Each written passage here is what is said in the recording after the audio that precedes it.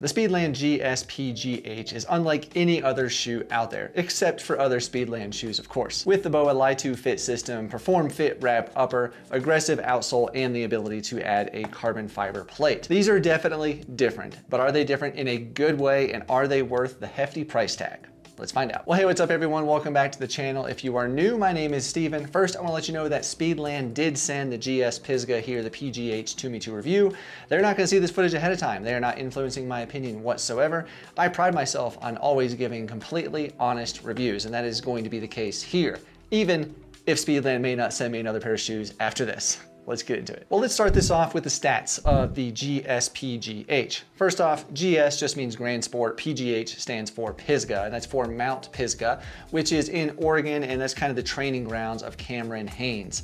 The colorway and this whole commission of this Speedland Pisgah shoe is in collaboration with Cameron Hanes, who is a renowned bow hunter and ultra runner running several 200-mile plus distance races. You can tell this is definitely bow hunter inspired, as you can see this blood splatter on the outsole right here. And then in the back we have, keep hammering with the arrow underneath as well. The Pisgah is a neutral trail running shoe, and there is a decent amount of twist and flexibility this way. However, when I flex it this way, it is pretty stiff. That's because I have that Carbitex carbon fiber plate installed right now. The stack height of the Pisgah is 37 millimeters in the rear and 30 millimeters in the front for a 7 millimeter drop. As for the weight, my size 11 without the carbon fiber plate inside weighed in at 11.5 ounces or 327 grams. However, with the carbon fiber plate, they weighed in at 12.2 ounces or 347 grams. Both of those weights, with or without the carbon fiber plate, are really pretty heavy for a carbon fiber plated shoe. There are quite a few other plated shoes, trail shoes out there that I can think of that do weigh less.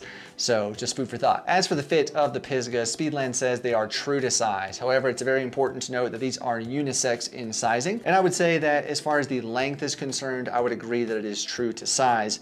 But stay tuned because I have some other thoughts about the other aspects of the fit. Hey, before we dive into everything about the upper, midsole, and outsole of the shoe here, please scroll down, click the thumbs up button, give the video a like. It does help out a lot and I would really appreciate it. Okay, let's talk about the upper, because I have some thoughts. First off, it is a mono mesh spacer upper with strategically placed high tenacity fiber with the Perform Fit wrap activated by that BOA fit system, featuring multi-directional dual dial Lie-2 knobs. These guys right here. The upper seems like it's going to be very, very durable and resist punctures from sticks or rocks, anything like that. I've got about 115 miles on these so far, and I gotta say the wear looks really good for this upper. I think it's gonna last you a while. Even with that upper being really well built though, it is still pretty darn breathable. Take a look at the tissue test. You can see when I flip that hair dryer on low, the tissue came up pretty quickly. When I switched it to high, that tissue came up very quickly, stayed up, and you can really see the airflow through this shoe. And when running, I can feel the airflow through this shoe pretty well, so I think it's gonna do just fine in warm weather, hot environments.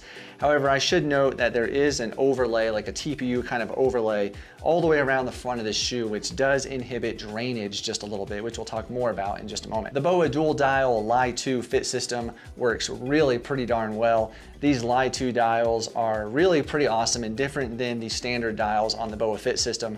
They work for really precise adjustments, which is really cool. So if I want to tighten it, all you do is just, turn it this way. But if I want to make a precise adjustment to to loosen it just a little bit, I can just turn it the other way and it makes micro adjustments, very, very minimal.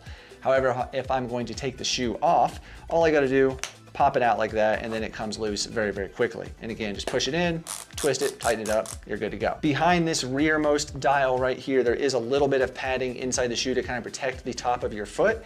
However, underneath this dial, there really isn't any padding to speak of, but it's in a position on the foot, at least for me, that it didn't really cause any issues. The Perform Fit wrap upper here, these pieces that come over the top of the shoe, they are activated by the BOA dual fit system here. You just crank those down and it tightens them down across your foot to really get that locked down pretty good, and you can adjust it to the size of your foot very well. However, my issue with this upper, this system, is really, there's a lot of this upper and a lot of material. These are clearly designed for someone with a more voluminous or a wider foot than I have. You take a look, you can see I have a narrow to average size foot, and when I tighten these down using this system, this upper material, you can see it starting to happen right here, it folds over.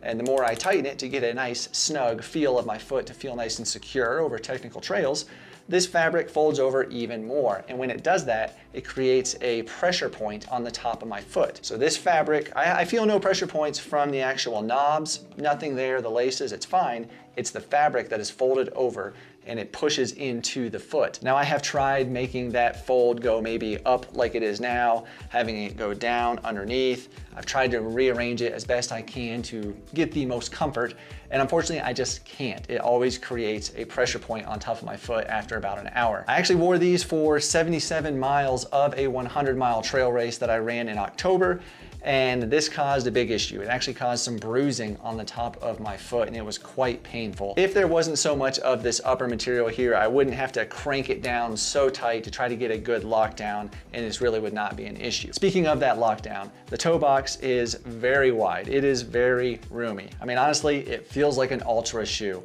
I can put my foot in this shoe and then literally move my feet around. It's wide. The midfoot is also wider than normal width shoes. It feels like a wider shoe on my foot. And unfortunately, this really wide and roomy fit did cause me some more issues in that same 100-mile race. Less than 2 miles into that race was our first water crossing, and as soon as my feet got wet, my feet were sliding around inside these shoes because they are so wide. Yes, I had the BOA Fit system tightened down very tightly, so tight in fact that I was causing that pain that I talked about on top of my foot, but yet my feet were still sliding around, smacking into the upper lip of this insole. So the insole has a very high lip all the way around it, and this in combination with the wet shoes and my inability to get a very secure lockdown, no matter how tight I tighten these dials here, caused the worst blisters I have ever had in my life. I'm talking nasty. If you really want to see, take a look at the video top right corner. It's my race video where there is some footage of those water crossings as well as our blister treatment session we had to do to try to fix my feet. I actually had to change shoes at that mile 77 aid station. I switched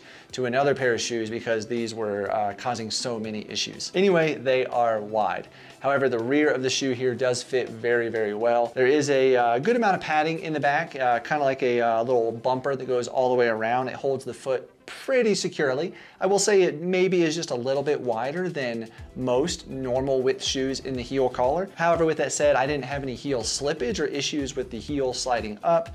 No blisters in the back portion of the heel, upper side. I did have blisters on the lower part, which I'll show you why. But lockdown in the heel was okay. Again, the biggest issue was with that form fit upper, the dials. It's just too much of that material. But as you see, the heel counter is pretty flexible on top. There is some stiffness on the lower portion here, but also should note that the heel collar itself is about 5 millimeters lower than previous Speedland shoes. So if you ran in those and maybe had some discomfort on your heel from that, this hopefully might alleviate that. Overall, I like what Speedland is trying to do with this upper. The material is nice, it seems durable, it's breathable. I love the idea behind these dials.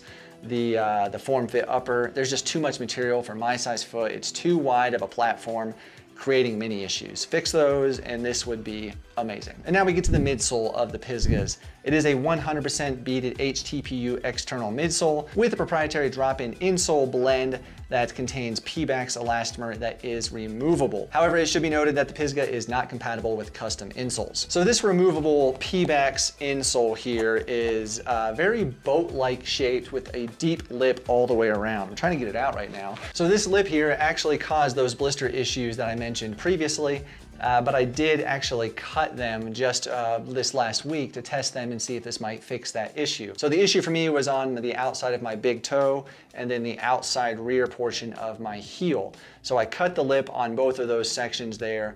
And actually, if you take a look on the front here, it actually says cut here for additional width. If you need to cut that, you can customize it. So I did that, did some testing, and it did seem to fix those issues, at least for shorter runs, about an hour. I didn't have any issues with any hot spots, even on the spots of my feet that are still a little raw from those blisters, even almost a month ago. Didn't have any issues, so that seems to have maybe fixed that for me. On the bottom of the insole is this plug here, which is how you secure this removable Carbitex plate right here. So this plug here drops down inside of the external midsole, and that's why you can't use custom insoles with this because of this specific feature right here, one of the reasons, but that's what helps hold this plate in place. You just slide it in like this right here, and then you give it a twist, and it's supposed to lock it in place and keep it on the insole here. Then you just slide it back in the shoe, you're good to go. On this removable insole, there are also 2 drain poles right here. And this actually goes right over top of the drain plug on the outsole of the shoe, which we'll talk about in just a minute,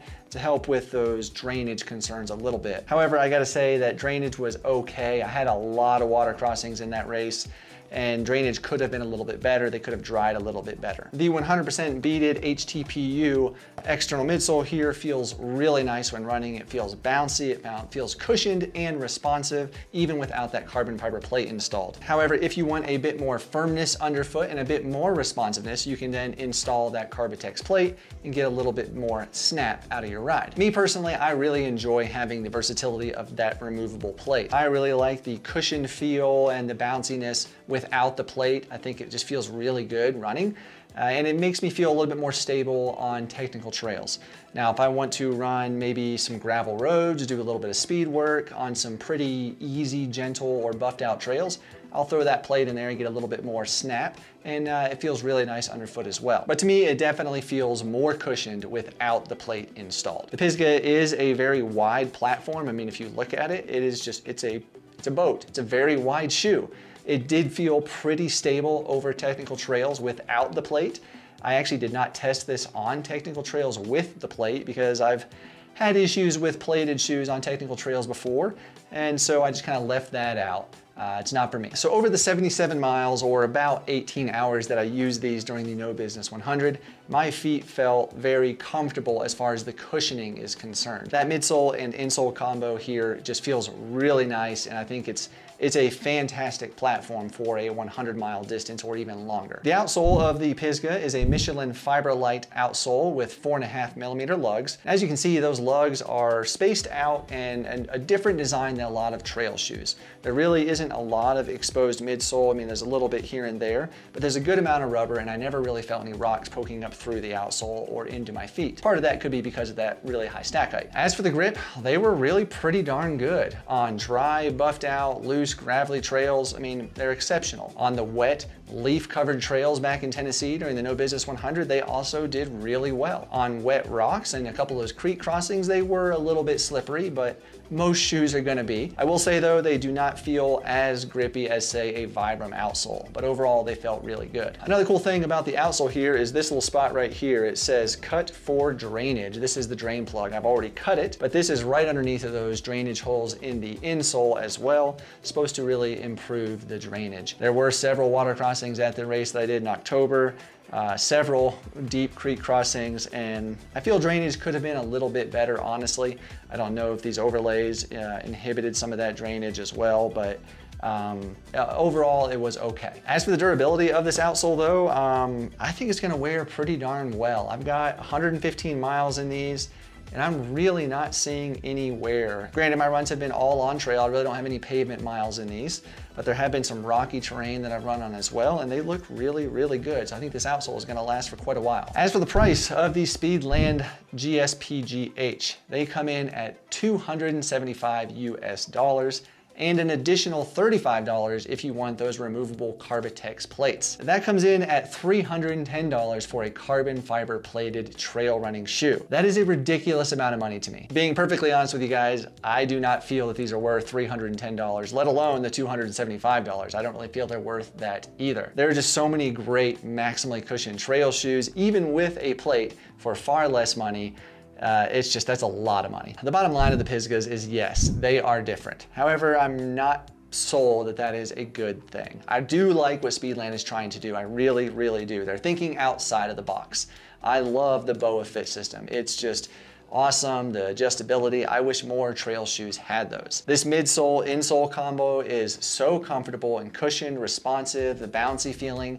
It's awesome to run on. But man, the amount of upper material there is, the width of the inside of this shoe is just a deal breaker for me. It's way too big, way too wide. However, if you have a voluminous foot or a wider foot, then you might really love the way this fits your foot. However, if you are like me with a more narrow to average size foot, I would really recommend, if you're looking at these shoes, go to a store, try them on if you can, see how they fit before you purchase. But man, at $275, I can think of a lot of other shoes that I would rather purchase and then take the leftover money and go buy some gels or some socks. But I want to know your thoughts. Am I totally off base in my opinion here? Have you tried these? Have you tried other Speedlands? What did you think of the fit? Did it fit your foot well? Let us know below in the comments. I'm sure everyone would love to see those thoughts. Well, like I mentioned, I did change out of these shoes at mile 77 of my 100-mile race. I actually changed into the Hoka Mafate Speed 4s. I've done several 100-mile races in those shoes. So take a look on your screen at the full review of that Hoka Mafate Speed 4. Thank you all for watching. I appreciate you, and I'll see you in the next one.